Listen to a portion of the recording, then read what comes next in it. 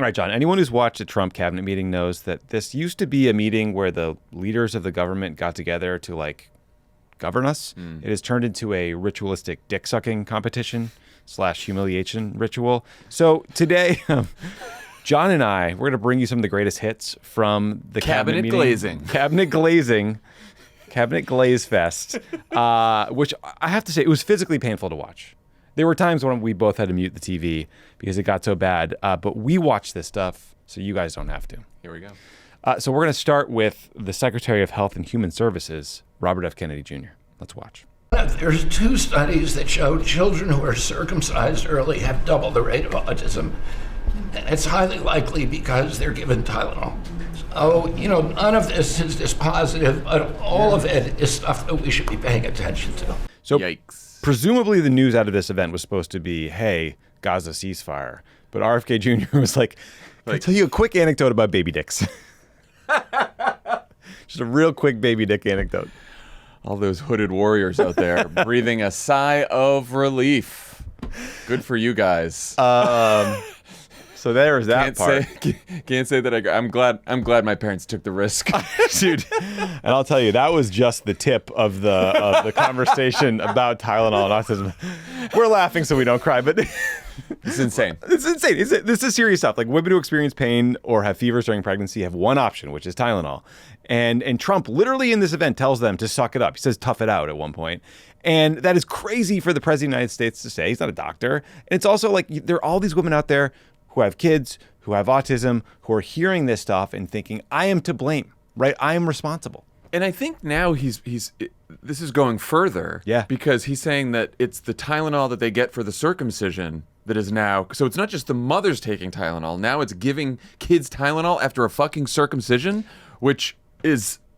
I'm like, it's hard to even believe this stuff comes out as well. He said to Trump, somebody showed me a TikTok video of a pregnant woman at 8 months pregnant. She's an associate professor at the Columbia Medical School, and she is saying F Trump and gobbling Tylenol with her baby and her placenta. The level of Trump derangement syndrome has now left the political landscape and is now a pathology.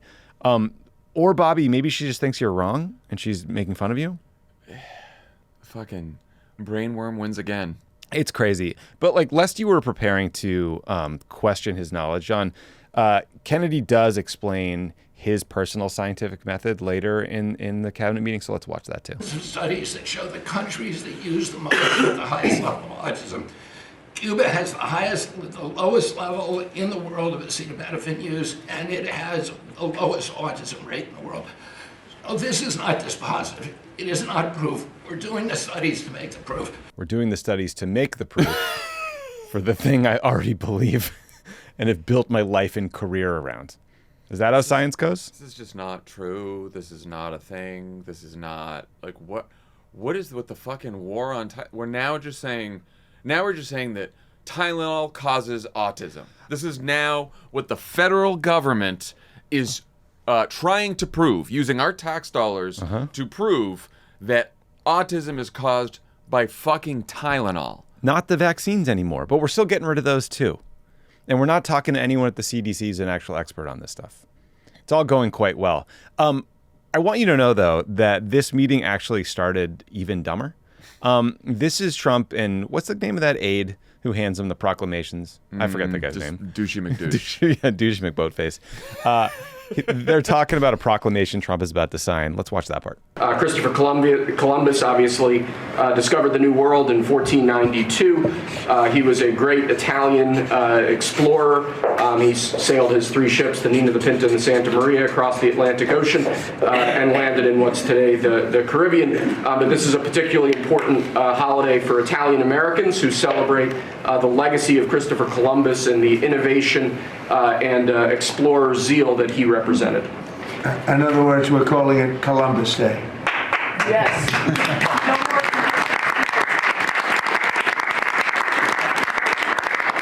That was the press that broke out in applause. Sir, as you know, in 1492, Columbus did sail the ocean blue. And I literally have that written down on my little notes. I took like 4 notes to prepare for this. That's the level of briefing now. And then everyone's like, yes, absolutely. Good job, sir. You got it. Good job, sir. We're calling it The Columbus Nina, the Day Pizza, again. and the Santa Maria. You got them all, sir. His zeal as an explorer. Marco Rubio's just like, this is it. This is like, what my whole life has come to. This is what I worked for. This is what I worked for. This is what I did. This video is brought to you by Simply Safe Home Security. John, do you think Simply Safe's proactive protection is good enough that it could have stopped Joe Biden from stealing the 2020 election? That's what Sidney Powell tells me. That's a joke. No, probably not. But Simply Safe can stop an intruder from breaking into your home with its proactive protection that confronts criminals while they're still outside. With Simply Safe, the moment someone steps onto your property, AI-powered cameras detect threats while they are still outside your home and alert real security agents right away. To get 50% off your new system, go to simplysafe.com/crooked. That's simplysafe.com/crooked for 50% off. There's no safe like Simply Safe. Okay, so let's finally get to the Gaza news. Here's Marco Rubio. Go ahead. Yeah, Mr. President. I don't know if one day perhaps the entire story will be told about the events of yesterday, but suffice it to say, it's not an exaggeration that none of it would have been possible without the President of the United States being involved.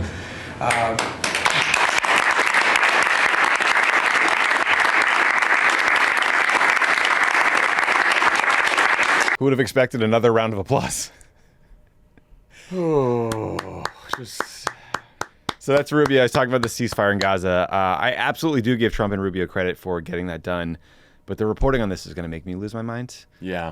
Because it's like they're all pretending that Trump didn't roll out this 20-point peace plan, or maybe they're pretending he did roll it out and that he's accomplished all of it, as opposed to like a very limited ceasefire and hostage release deal. Feels like the cart is well before the horse. Yeah, at this point. Hostages aren't even out yet. Hostages aren't even out yet. There's still combat operations happening. We don't know what happens after the hostages are released. Like that hasn't been ironed out, has it? No, in none of the reconstruction stuff. There was all this, like, it was a 20-point plan, which was very thin to begin with, but it would like economic development, stabilization forces from international countries sending troops to Gaza to keep the peace. There was Hamas is supposed to disarm. There's all these steps in this plan that would, like, at the very end, maybe one day lead you to a set of talks that would get you to a Palestinian state. And they're not even pretending that's a part of this, and he's demanding the Nobel Peace Prize. And it's going to make me insane. Did you see the Guardian story? No. That the Nobel Committee selected the winner of the Peace Prize on Monday. Sick. So it already happened. It's just going to, like, it's going to add to their grievance narrative, though. I feel so bad for those Norwegians. Those random academics.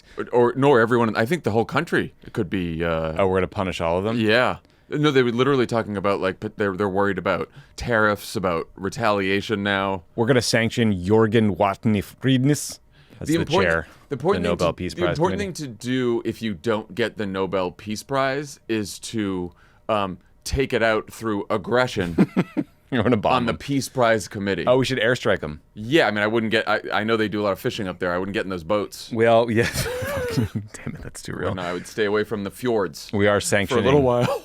We're sanctioning the International Criminal Court, and we're going to bomb the Nobel Peace Prize people. Extrajudicial executions in the open sea. That's peace. So that's what America's cabinet was up to today. That wasn't even the half of it. I mean, it was so long, too. These things go for up to 3 hours. Kristi Noem was bitching about how Portland is like a crime-ridden hellhole, and her proof point was that they set up a perimeter for her to safely pass through.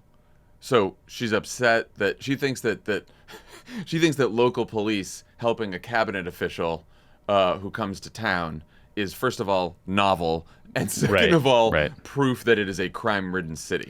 It's like, yeah, it's the damned if you do, you're damned if you don't, right? If you don't let her go pee-pee in the potty and when she's in Chicago, all of a sudden Trump is tweeting that you should be arrested. And if you set up a perimeter and try to facilitate her egress from the fucking site with her private militia force, who probably doesn't need any cops to help her. Meanwhile, all those circumcised dudes in that cabinet meeting are like, yeah. Oh yeah, there's a lot of nip tips in there, thinking like, oh my god. Okay, well, I hate it here. I hate politics. I hate talking about it. I hate living in this country right now. But you know what? But you should subscribe to Pod Save America here on YouTube. You know why? Nip tips. That's why. Because we talk about this stuff. We talk about the things that matter. We don't take ourselves very seriously, as you can tell from this. Nope. And also, we're getting crushed by the right wing on YouTube. And so you need to help us by subscribing to this free content and help us build a bigger thing, bigger channel. We got to beat that Brian Tyler Cohen guy. This episode brought to you by Tylenol.